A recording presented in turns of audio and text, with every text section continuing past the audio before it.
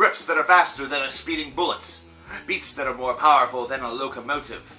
They are the band of your memes, they are the group of your nightmares, they are the Sumerian smashers, Rings of Saturn, and they have returned with their brand new album, ULTU ULLA. Now, yes, that all sounds ridiculous, but it's kind of true. If you know anything about Rings of Saturn, then you understand some of those comparisons with ease, but if this is your first exposure to the group, let me explain. The riffs literally have that speed and technicality to it, so immediately you can perceive them as a technical death metal band, which you are correct. They do have beats, however, that are more powerful than a locomotive because they are able to bring things down to kind of do like a technical deathcore type thing, which is very interesting. It features low, guttural, destructive vocals. And, of course, the band of your memes and the group of your nightmares is more indicative of what they do on social media and off what they post for the fans to see. So, now that we've gotten all that out of the way and the true fans are bored, I just have to catch everybody up to speed.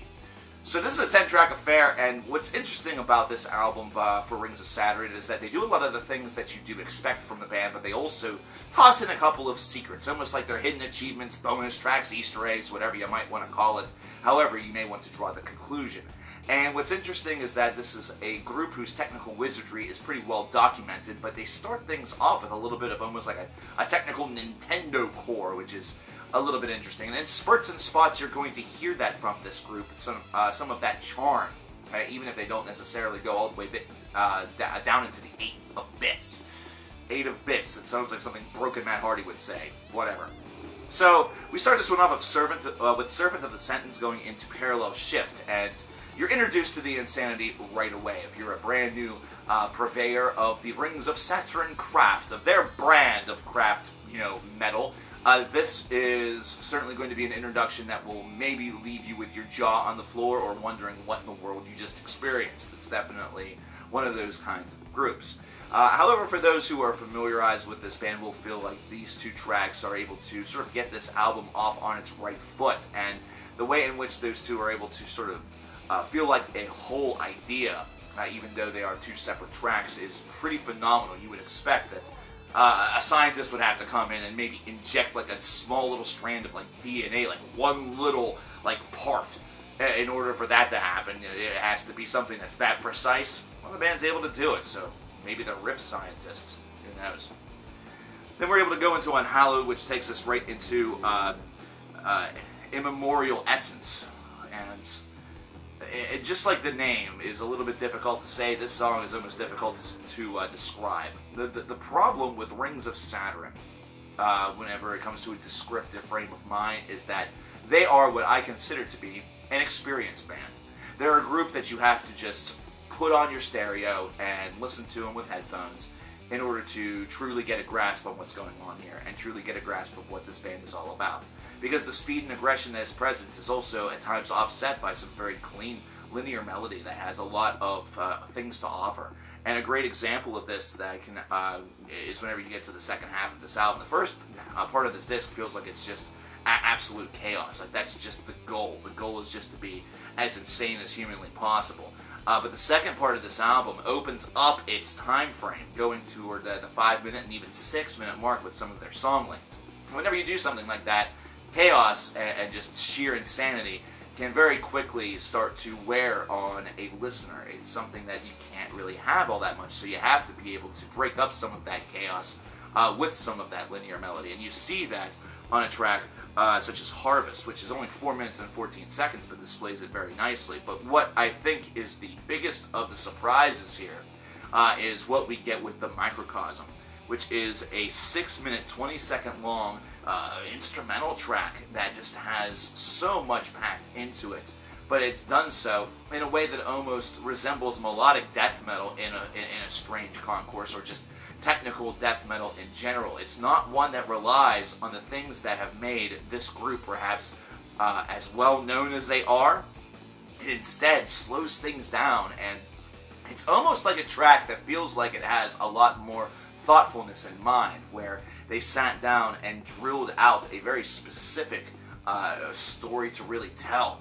And whenever the music itself got complete, it was just so well constructed, and lyricism would only feel like, or maybe seem like it would ruin it. It's well put together. And I have to say, it's the biggest surprise on this album. It's one of the most pleasant surprises. It's sort of a curveball that this band is able to offer as part of their playbook. But this was one where it breaks up a long portion of this disc with something that is actually the longest song on the disc, and it becomes one of the most enjoyable on the disc because it's radically different, and you have to appreciate whenever a band opts to take a couple of risks. And then you get the same casual insanity with the last two tracks, Prognosis Confirmed and Inadequate, but by all accounts, this is just a Rings of Saturn album that does fulfill a lot of expectations. I like this album because it does take some of those risks. I felt like Rings of Saturn before was more of just a speed and technical wizardry group that was trying to show how fast they could play, and that was pretty much like a gimmick. That was their gimmick, that they played ridiculously fast and that, you know, they played ridiculously precise. That gimmick, if it really was a gimmick at all, has been shed a little bit with this album, and I do have appreciation for that because it shows the depth of a group, and it shows their ability to really turn some people on their heads by doing things that perhaps true fans knew that the band had in them all along, but for those who are casual, either that or maybe medium rare fans, you know, the ones that toss the music on every so often, but is not necessarily in love with Rings of Saturn, this is something that they'll appreciate with a lot more fervor and a lot more strength than perhaps the Rings of Saturn obsessed fan. I think this is an album that is a 19 out of 30. It still bears a lot of the shortcomings I feel that some Rings of Saturn albums can have. And that is, whenever you pack so much in, it can sometimes get a bit overwhelming. Either that, or feel like the song has essentially just gone nowhere, and its sole purpose is just to display wizardry. And this album does have that occur to it every so often, especially during its first half. I think there's a lot of things that occur also in its middle that make it feel like the disc is just trying to display once again that they are speed demons. You might as well call them Speed Racer. Also, at times can feel a little bit sloppy, even though it's so well constructed. Just simply because there's something about this style of metal that's very like it or hate it. So you're living on a razor's edge constantly whenever you're constructing this style. Of course, positives are some of the left, the curveballs, the left-hand turns instead of the right-hand turns that really take place on this disc, and I think that if they continue within that direction, that Rings of Saturn will have a great way to sort of create a very off-balanced album that will also feel a lot more complete. This also gives them the opportunity to perhaps release and write just killer concept albums. Like the Microcosm feels like it would belong on a space-themed concept album, almost like they just decided to turn the Vector for 6 minutes. It's weird. But let me know what you guys think about this album, about the new Rings of Saturn disc, Captain Sumeria.